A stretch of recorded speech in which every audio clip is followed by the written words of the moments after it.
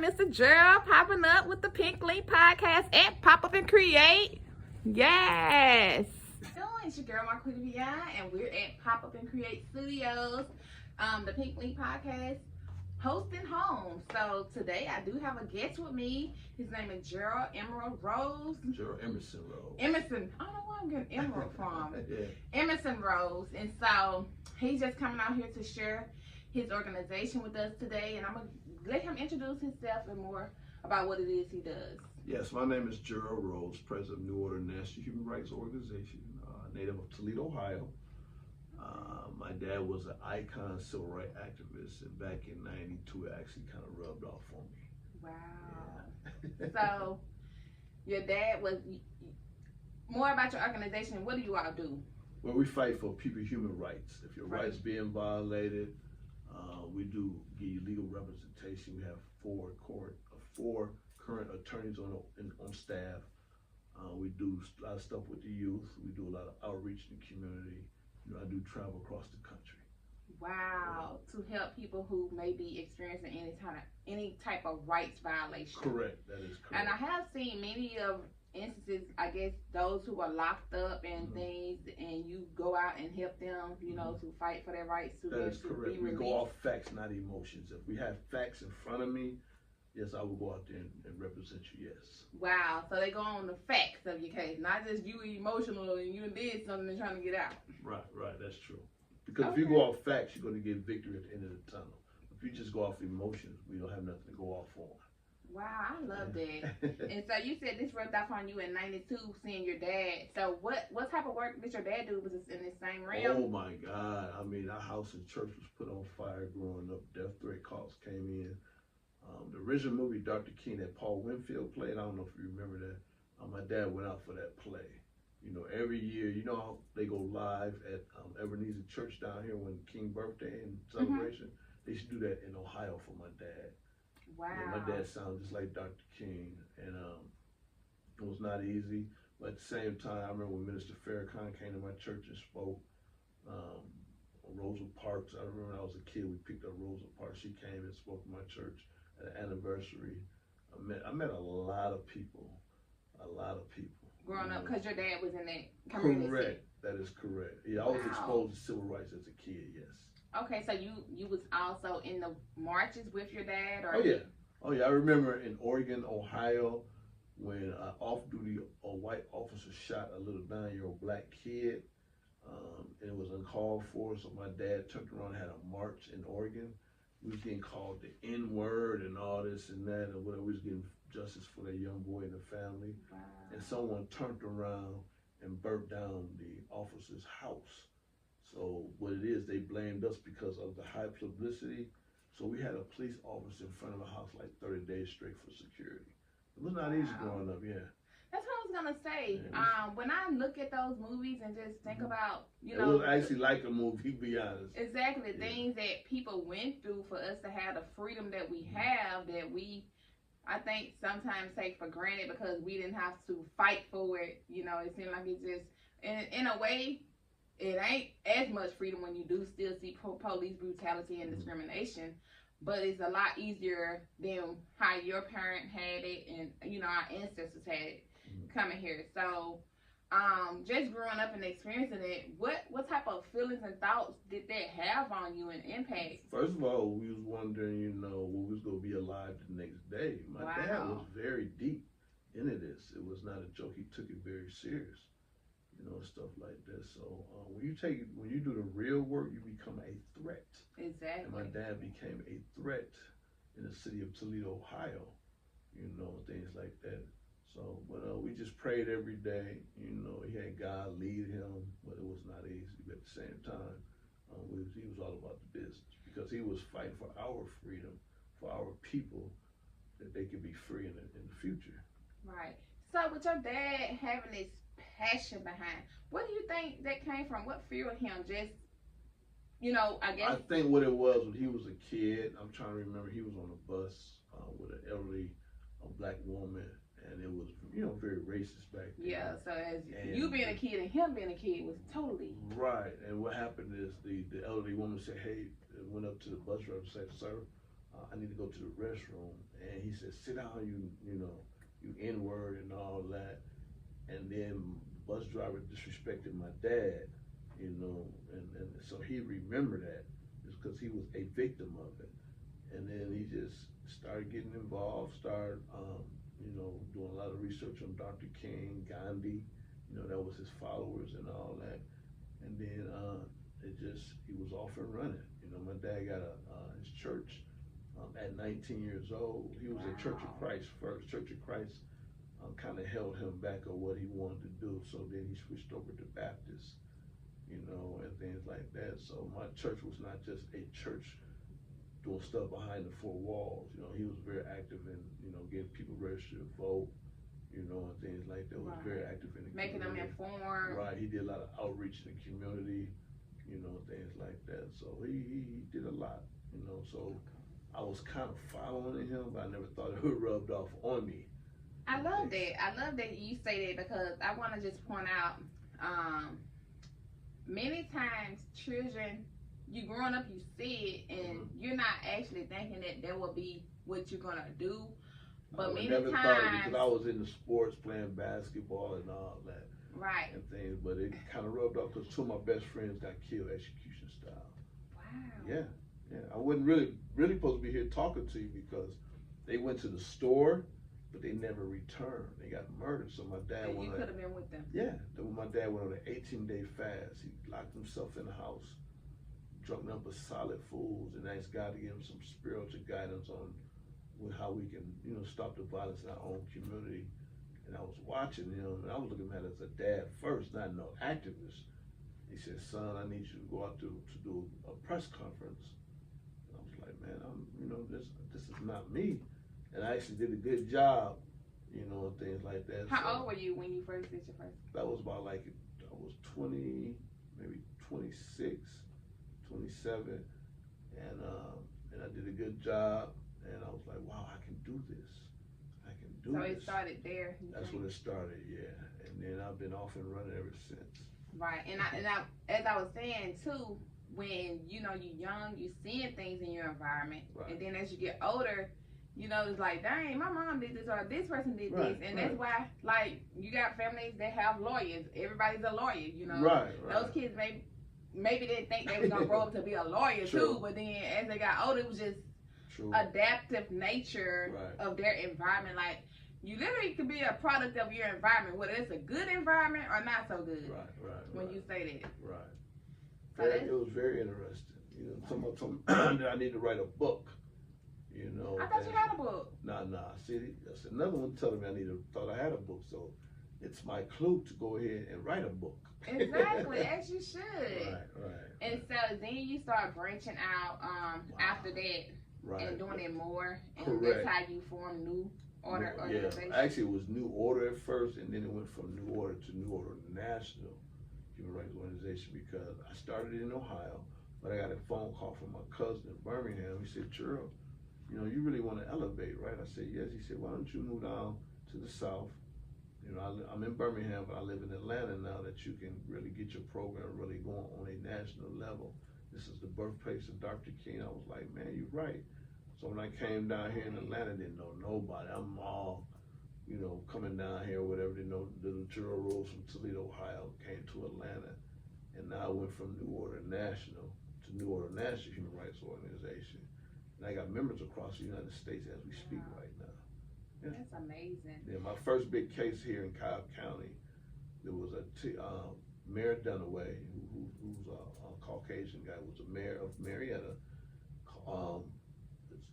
Anthony Coleman, who was African American, he said, be quiet like a tar baby during a city council meeting.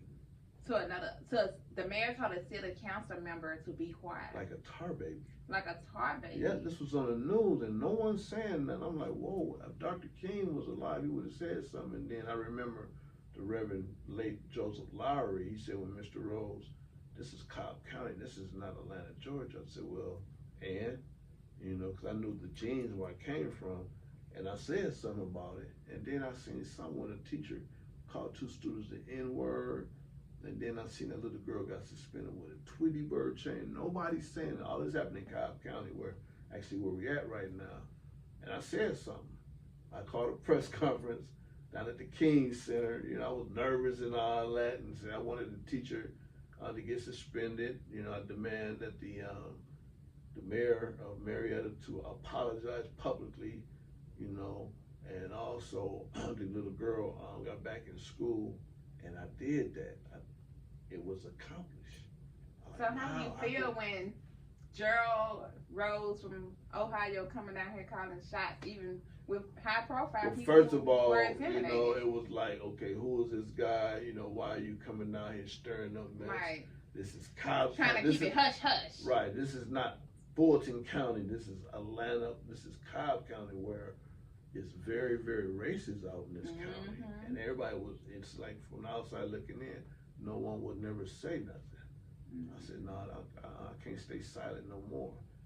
And I got my stuff sent from Ohio, all my information, all that, sent it to the media, explained that, you know, I was doing this in Ohio, and I got justice. And I was like, wow. And I've been off and running now.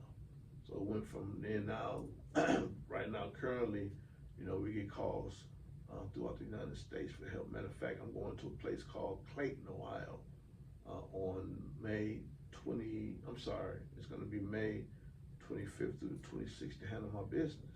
There's some racism going up. It's everywhere, but I'm going up there to help my people. You know, right. God got my back.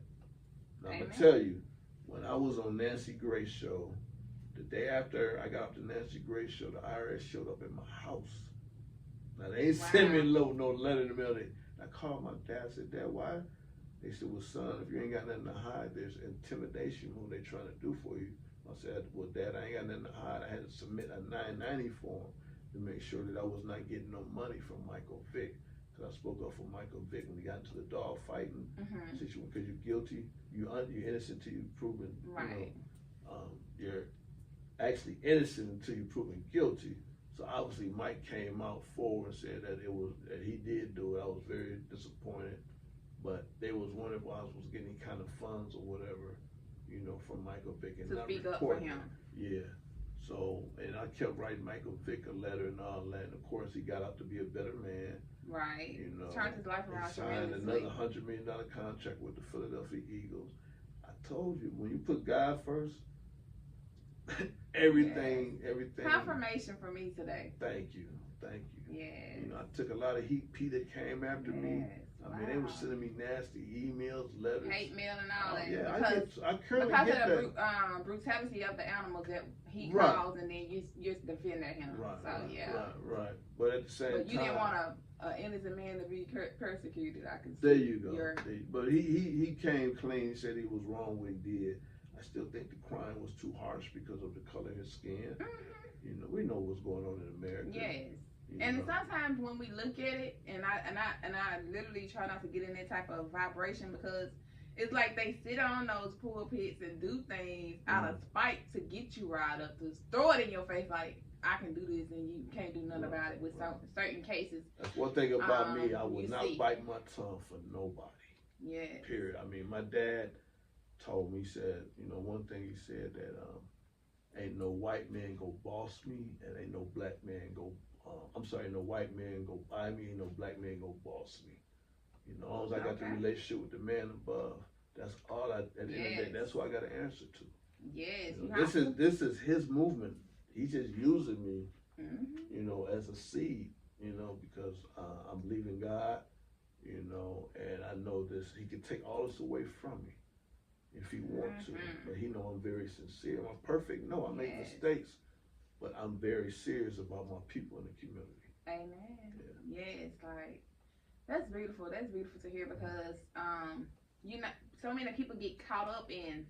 Yeah, we need to do life together. We do need others to have our back, but first and foremost, people get it wrong when they trying to go outside of themselves for everything. When you got to go up first and foremost, and trust this man to have your back before you can go to the next man to get your back. You know, I got to be doing. You have to have confidence in him. I got to be doing something right, because I have members throughout the United States. Yes. You know, and I still, the ones that work remotely, I still got their attention.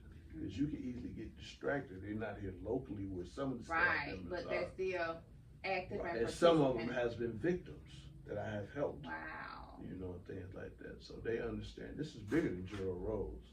Exactly. Yeah, you know. That's usually what purpose is. It's like you started with where you are, but then it becomes way bigger than you. You're like, this is far more bigger than me. This ain't about me right here. Right. You know, I just kind of tell God to keep me protected. And I can tell you that when I am traveling, guess who provides security for me? Who? The Nation of Islam. And I'm not even a Muslim. That's a blessing. Yeah. Matter of fact, I'm in their Wall of Fame at the Mosque 15 on Campbellton Road, and I'm not even a Muslim. I said, why are they doing this for me? And Minister Cherie said, why not? You black, you doing positive things in the community, and I got to make sure that we take care of you. That's a blessing. Yeah. When you're in alignment, God would definitely bring forth the right people Correct. to continue to clarify that alignment in that journey and That's confirm. Right. That's right. I love it. Yeah. So, you started back when you did the speaking, I want to say speaking engagement, but what would you call it? What's that? The press conference for your dad. Okay. So how long have you been doing it? How many years have you been doing the new I'm telling my age. No, I'm just joking. Yeah, tell age. I've been doing like over 20 years, about 20 years. Wow. Yeah. So you've seen a lot. Yes. So how many Every cases in day. that 20 years have you gotten justice for? Mostly all of them.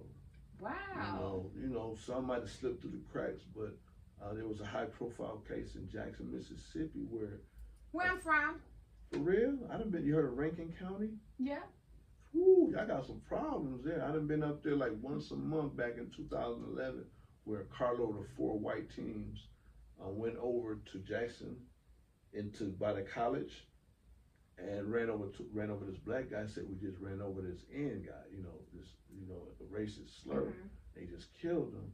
And I'm watching CNN. I'm seeing this. I'm like, okay.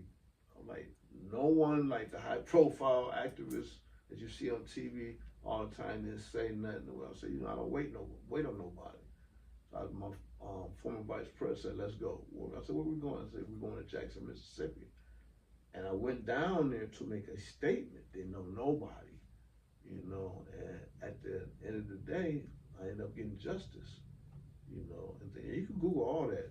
Wow. And one thing about me is that when I go off facts, I'm rolling out because I know I got them because it's facts. And so you had a lawyer to look at all the. Oh yeah, I have we have 4. One of our attorneys represented Cardi B. Okay. Yeah, we got 2 high-profile attorneys. We got one in D.C. We got one here in Atlanta. We got an attorney out of Detroit, Michigan. And so we're legally protected. They can't touch me, So anything that I get out on, I make sure I get legal advice from my attorneys. Well, sometimes my attorneys, people might go straight to our attorneys. We got a lawsuit against a hospital in Champaign, Illinois. Where a staff member of mine had a power of attorney of his mother, and they started making decisions while this consent, and she died. Yeah, I'm not making this up. Wait, a staff member? Staff members was making a decision over the guys in my organization with him have power of attorney, giving her unauthorized medicine and all that, and she died. Oh no, I can't have that. Then as one of my staff members, one thing, I protect my own staff. You don't mess with nobody in New Order. And now we currently have a lawsuit, against the hospital in Champaign, Illinois. I mean, I could go on and on and on, so we have a platform that we just don't just speak out on things. We have attorneys will get you, stuff like that. So we have another lawsuit pending in Akron, Ohio, where a young lady in my staff was attending a march to Jalen Walker. I don't know if you heard about that. Jalen, Yeah, where she was part of a peaceful rally, and the police threw like a grenade. Yeah, in the crowd, and it affected her. And right now she's almost blind in one eye. I called one of my attorneys. She faxed over information. So that's pending. So you know, we don't play. We can bring, you know, legal representation. Get justice. Correct. I love it. I love it. And so, you've been doing this over 20 years, and doing this, I know you mentioned you had a radio show. So, on the radio show, is it pretty much New Order Organization as well? I got to get you on my show as well. I went from being on people show to get my own show, and I loved it. 108.9. It was power radio, but it was not getting the viewers. But now I have a TV show and a radio show combined. So when I'm doing my TV show, you're actually listening to me on the radio. We got over 5 million listeners. So is that like a podcast too? 5 That's million, amazing. Yeah, 5 million listeners. 5 million. If you have a Roku TV. Roku. Yeah, Roku. We're live from 3 to 4 Real Talk. And you got to download Cluster TV. That's the AM or PM? It's in the afternoon. Okay, 3 to 4. I can't get up no 3 in the morning to do But no. you know, I thought maybe they were running. You know, yeah, what it is, you'll be live, and then they running it all week.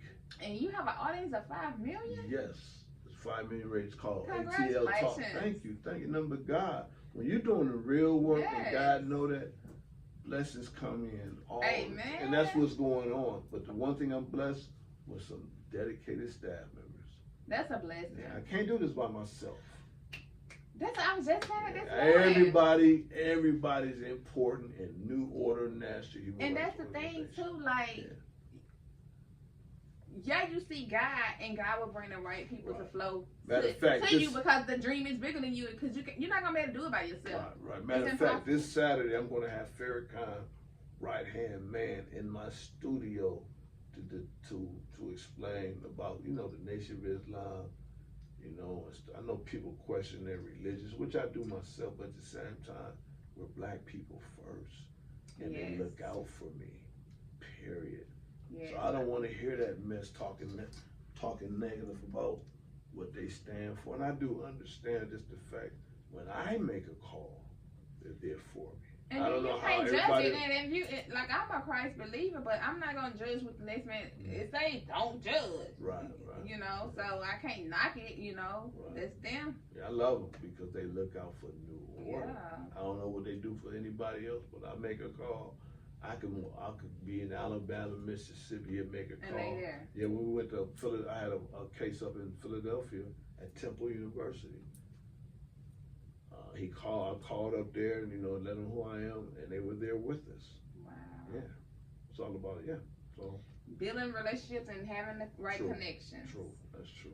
And so that's the thing. What you formed with that organization is a great relationship. That's what we did. That's what I did. You know, because Mr. Sharif, that's who it is. He's a regional director of this area, and he spoke at a town hall meeting in Cobb County many years ago. And I just, you know, I lended my hand out there. He said, well, hey, we can work together.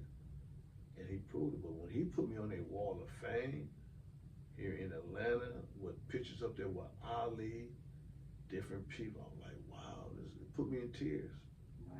You know, so that like I said, you gotta pray for me as well, because that was a moment. This is dangerous when you're doing the real work. Exactly. That's why I was want to ask you too, like, how you do it? Like, I love standing for Covered by the Blood. Yeah, like, I love standing for my people and human rights and want to see justice, but at the end of the day, I don't know, like the guy Sean King, have you heard of him? Oh yeah. And the threats his wife and his family receive, and sometimes I'm like, is it worth it? And then happens. Now, when you ain't getting them calls, you're a joke. I mean, not a joke, but you're not doing nothing. But when you got people calling you, hate mail coming to your P.O. box, you must be doing all something. type of stuff. I can show you some stuff. You'll be amazed. Wow. Yeah. I rock with you. I stand for you. I stand for you, brother. You're so silly. But I don't know if I can.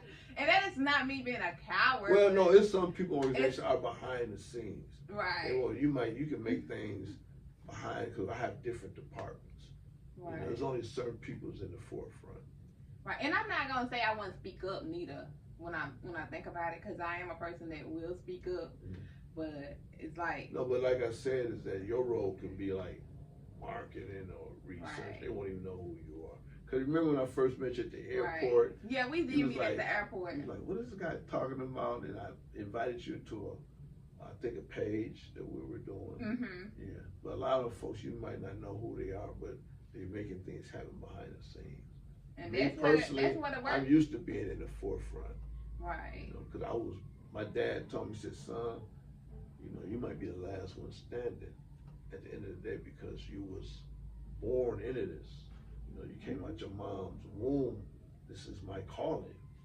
Yeah. Things like that. So it ain't everybody's calling. Right. You know, I can't be on Facebook activists complain about what's going on. If it's something that I feel I can make a difference, my research department will do some research for me, you know, and then I'm off and running. You know. So, oh, that's great to me. I love that. Yeah. Get the job done. You never know. You might be a part one day. You can be behind the scenes. Right. Who knows? Who knows? Yeah. Fight. But what I was gonna say to you, so you've been doing this over 20 years. What would you say to someone out there that is, you know, want to do something in this lane or any lane, but afraid, you know? And well, first of all, what have you not to be afraid, especially with your line of work? If you got God first, you're not gonna be afraid. We all gotta leave this earth one day. People don't want to hear that. So I'm leaving this earth fighting for the next generation. I'm not doing it for me. I'm doing it for my kids, my grandkids. Somebody did it for us. Yeah, how do your kids feel right fast about well, they're older now. You know, my daughter is rubbing off on my daughter. You know, it's funny. I see the things that she posts on Facebook and stuff like that. You know, at first, when she used to post stuff, I used to like, why she post? But now it's more of boss moves. You know what I mean? I'm a boss now, and you know, and she kind of do some very, very spiritual quotes, some positive stuff. I just sit back and laugh. I said, there it go. It's coming off on her. She don't want to admit it. And my grandson, I had him in the video when he came down here. He was 7 years old. You know, he up here doing this in a little video, and he said, Grandpa, Black Lives Matter. And then my daughter like, Dad, you know, she'd be like, don't be forcing him doing that. But it got to rub off on somebody. The legacy got to continue. You know what I'm saying? So, but if you're scared and you can't take criticism, this is the wrong business. Yeah. You know. Any business, you gon' Sure, but what I'm saying is I might get an inbox message, and if it's somebody that, you know, called us for help, we don't help out, you know, I might get an inbox message. Oh, you ain't there for the people or something. But that's negative. with everything. Yeah. You're going to have your naysayers, you're going to have the people that support and those that hate. Haters. I don't care how good you're doing. Right. Even pastors, bishops, they get criticized. They talk about Jesus. Right. So that's the expect with anything you're gonna do too. Right. Makes things up on you. You know, it's just weird. But you know, God said, you know, I'm like the bunny rabbit. I keep going, keep going, and keep going. Because again, it's in me. I can't stop if I wanted to. You know what I mean? It's in me, and you know, it's just amazing on how. Wow. You know, people say, how do you do it or whatever, because I'm plugged. That's about it. Yes, I love you said that because that's just, I was on a live when I was on the way over here. Mm-hmm. And when something's in you and just on you, like, even if you want to stop, you can't stop. You can't. Like, it just if you stop, it's going to keep egging at you. Yeah, you can't. You know, God is good. I'm going to, I'm starting to chapter in Akron, Ohio now. We are making moves. Making moves. Wow. And the more moves you make, the more haters come out. And you know the New sad levels, part new about levels. it? The more haters, the ones look just like me and you. Our own people. Sad. Very sad. sad. Yeah. Sad.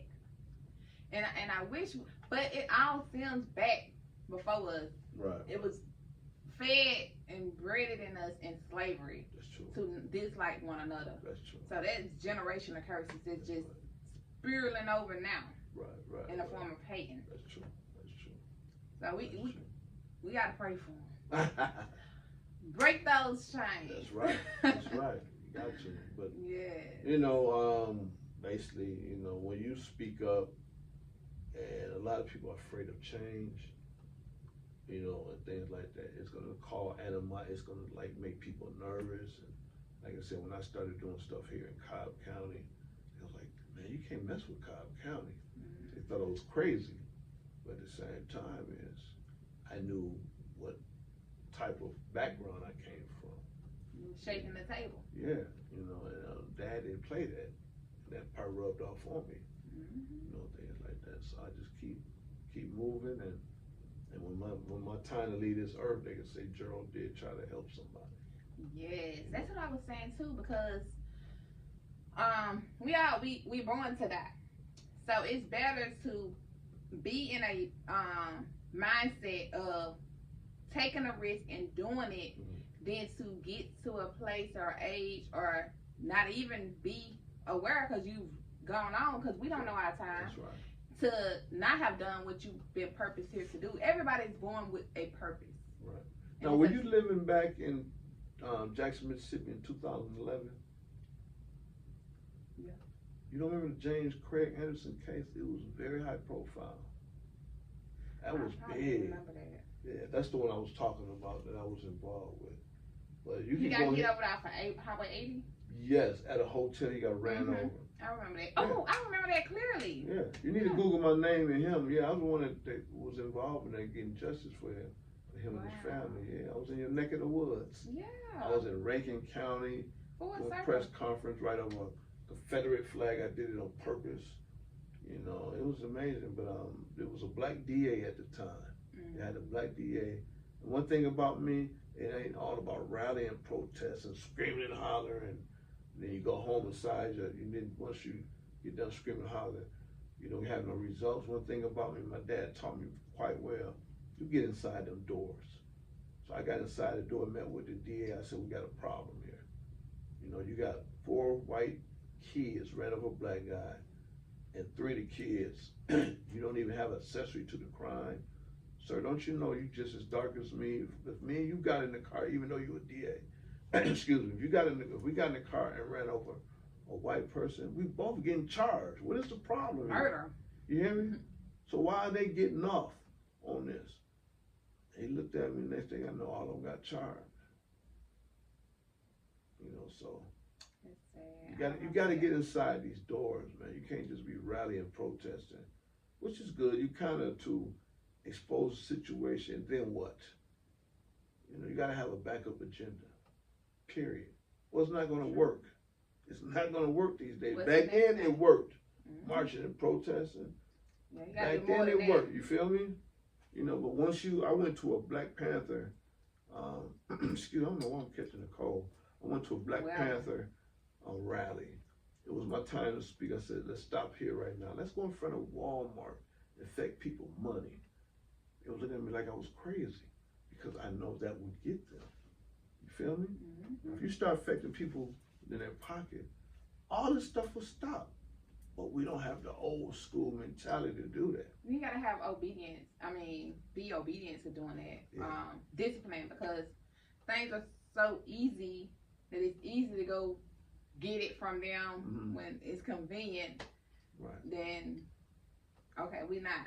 Right. And you gotta find more black-owned people who are, you know, that you can support to get the supplies that you need. That's true. But yeah, they listen when you affect those pockets. Yeah, that's how it will work. But you know, for some reason, us as black people, we know it'll work, but it's just the fact that we don't stand ground with that long enough. Right. That's why I don't really get out there rally and protest. I would do it every now and then, unless we get some people registered to vote.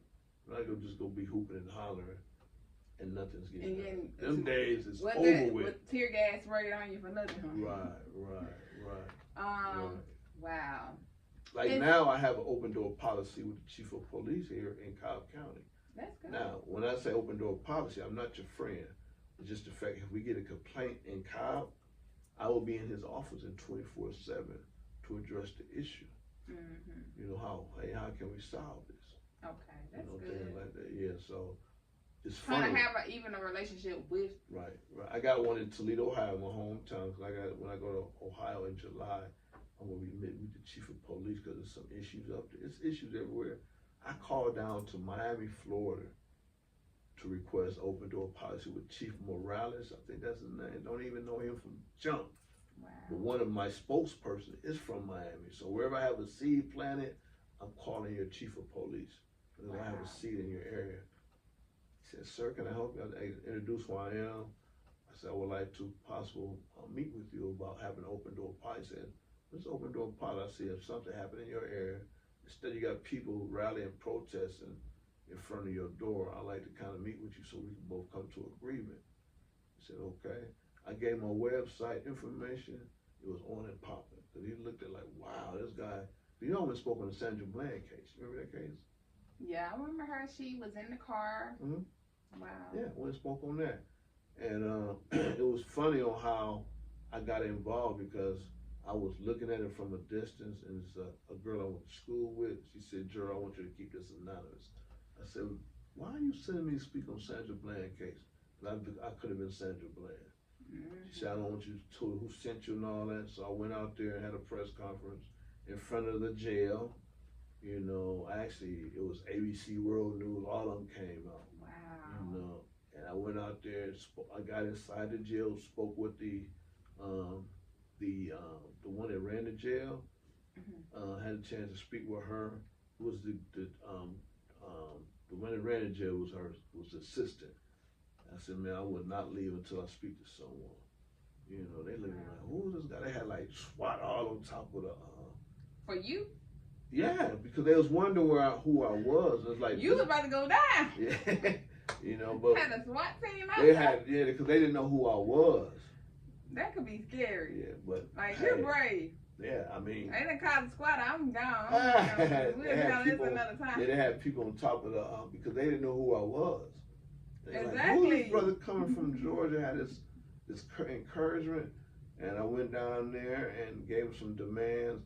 See, I wasn't the only one speaking about Sandra Bland. Right. Everybody was, but I went where the problem was, in front of the jail, and spoke.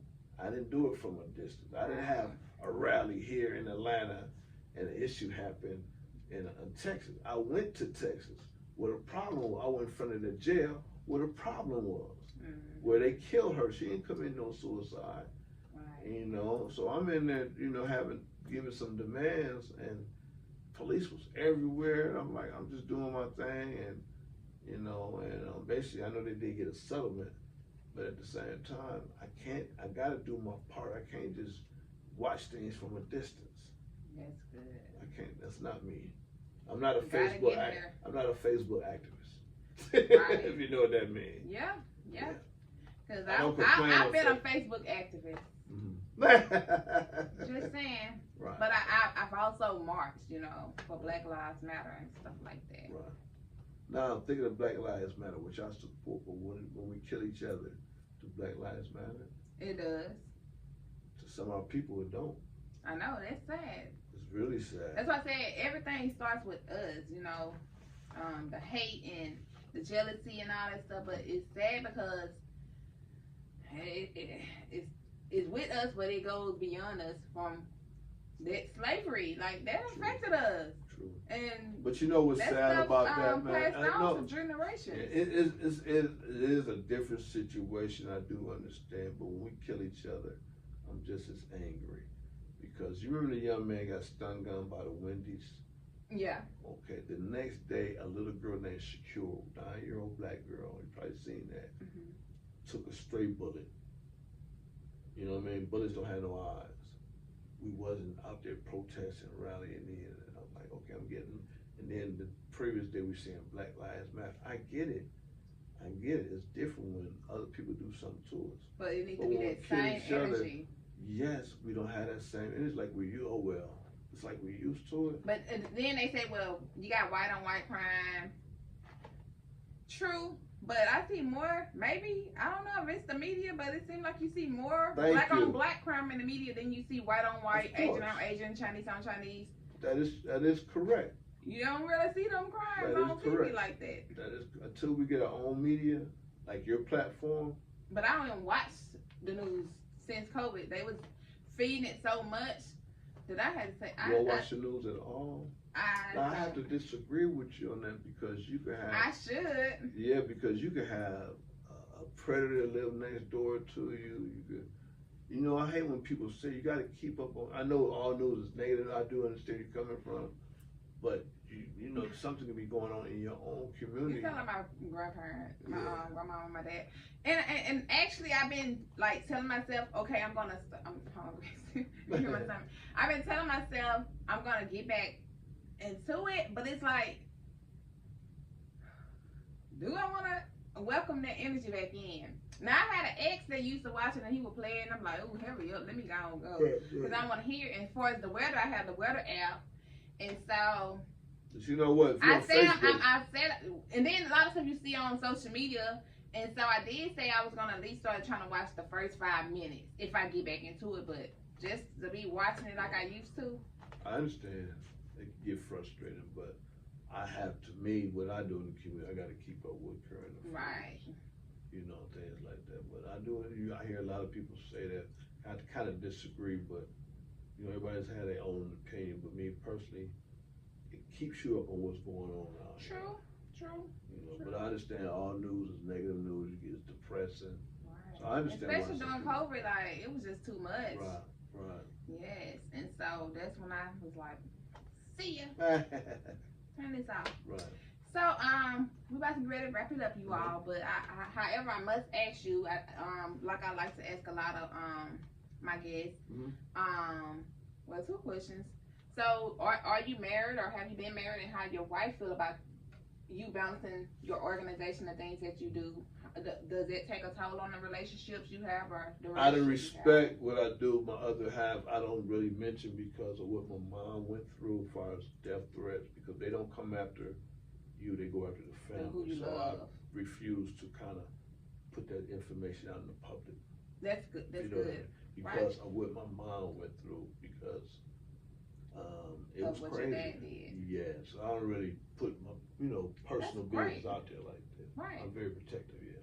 Okay, and so, as well as you being a man of faith, do you manifest things, in your life with what you've done thus far in your organization? Have you seen any manifestations that you said, okay, I want this to happen, and that has happened because you've manifested it into your experience? Yes, not just with me, but my chief of staff, former chief of staff, rest in peace, John Drummond. I miss you. Rest in peace. Yeah, he was in the organization 15 years. He said, Gerald, I see a vision on this organization. Wow. I said, what, John? He said, I see New Order. I see you traveling across this country. I see you have staff members throughout the United States. I mean, he visioned this. He visioned this. And now, unfortunately, he passed away about 4 or 5 months ago, and it still kind of hurt. And he was on this journey with me. Now he's not here to see it, so he's seen it before I seen it. Because he lived in Columbus, Ohio. He sat me down and said, Gerald, we're about to do some major things. I said, what? I'm like, man, this ain't gonna happen, John. He said, bro, God gave me a vision last night, and it came true. It came true. And wow, he when I first met John, I met him here in Atlanta, and he's from Dayton, Ohio. Okay. And I gotta give him his flowers. You know what I'm saying? And I tapped him on the shoulder one day. He's like, man, who is this?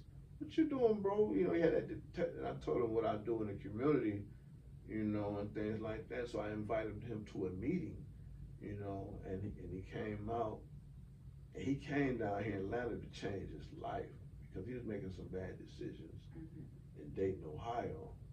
And so God put me in his life, and smart brother, smart, but recently, New Order ain't always been like this. Went through the ups and downs. Everybody can't go on the journey with you. Okay. I would repeat that. And then if you don't get rid of them, God gonna get rid of them. That's right. And you gonna be hurting like, what? That's and then right. you gonna see why they was removed from the journey. That's right. Everybody ain't meant to go. Now, oh my God, my New Order family is off the chain. That's amazing. I love them, man. I mean, I wake up, I text them. It's not I, but we. We're a family. That's good. Across the United States, we're a family. Yes. But John was my man. He ran the legal department. When legal calls come in, he ran it and did a wonderful job. But he seen the vision, and it came true. Wow. So I'm gonna say yes. I wasn't the one that seen it first. I knew that when my cousin called me from Birmingham, when I did come to Atlanta, I knew it would elevate. The question is when, and it did. Wow. You knew it was just when. And you don't know the when, but it is. Yeah. And now we get calls all over the United States. You know, when I travel, all travel expenses are paid for. You know, but at the same time, when I are on someone else's time, I gotta do my work. Mm-hmm. You know, like I said, I'm going to Clayton, Ohio, on the 25th of May, and it's a business trip. So, wow. Okay. When I'm on a business trip, I do apologize. When I'm on a business trip, it's business. Right. Even I go home, it's business. Right. There's no playtime. You know, things like that. Well, I definitely thank you for coming on to the Pink Link. Well, you know, you can have me again. You know, maybe Most definitely. Maybe I could come in and give a community update because. Yes, we love updates at the Pink Link podcast. Yeah. You know, we can talk about that because I do network with other platforms like this. So I might come in like every 3 months and just give a community update as far as what's going on.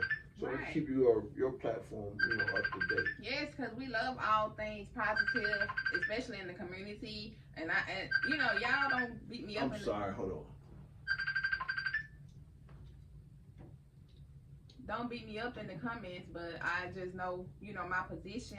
And I definitely am a person that speak up and speak out for the community and love bringing it together and, you know, giving out that positivity because I know where we come from. I feel like I used to be a negative Nancy. You know, I was. Because that's what my environment or maybe what I saw, or, you know, that's what you was. Yeah, you got to break those trains, though, and spew out that positivity and support each other and want to see the next person win, because when you can see the next person win, you just got to know that it's only a matter of time. Nothing that's for you can go to someone else, and that's the mindset you have to have. With people walking in their purpose and, you know, doing the things that they're doing, like that's their journey and you got yours, and what's for you is for you. So don't hate on them, congratulate them, and want to see them do well, because when Can those I say one last thing? My dad got honored at Morehouse College. Wow. Back in August with Andrew Young and all them, and he's getting honored again in Valdosta, Georgia. And I'm gonna be like one of the speakers. I know I'm gonna be teary-eyed, like, and because my dad was, in my mind, not because he's my dad. My dad was an icon. You might not have heard him on the national level, but the national leaders heard of my dad. There's a lot of icons that didn't make it nationally, you know. Well, I'm saying this because I think they said it was somebody else that sat on the back of the bus before Rosa Parks, you know. Right. Like, you know, Al Sharpton, you know, my dad. Remember Cynthia McKinney, U.S. Congresswoman? Cynthia McKinney. Her name sounds familiar. Yeah, she was a beast here in Atlanta. I mean, she was an activist first, politician second. That's good. Yeah, because you know she spoke her mind. She didn't play the games, and they didn't like her, because when you do that, you're doing something. You're ruffling some feathers. Yeah. But I really appreciate the invite. You're welcome. I gotta get you on my platform now. Most definitely. You see the Pink Link over there. Yeah. So I know God is good. Any more last words for the people? I just want to say that to my children, to our people, you know, put down the pistols, pick up the pencils, because another victim dies, another mother cries. I love the youth. You know, we just as important, and we gotta keep them prayed up. Yes, I love it. Put down the pistols and pick up the pencils, baby. Please listen. And so y'all know what I like to always say to you, that you are great in the life that you desire, you create. So go out and create, live out your life purpose. You see everyone that has come on, including brother here, Gerald. Yeah, the middle future member. She just don't know. No, yes. Just go out and live out your purpose. Like, fight for what it is that you know that is fighting for you to go do it. Because believe me, I know that thing is egging you. Like, you know it's on your mind. You can't shake it. And ain't no running from it. Right. Even he can't run if he wanted to. That's right. Can't do so it. So don't you.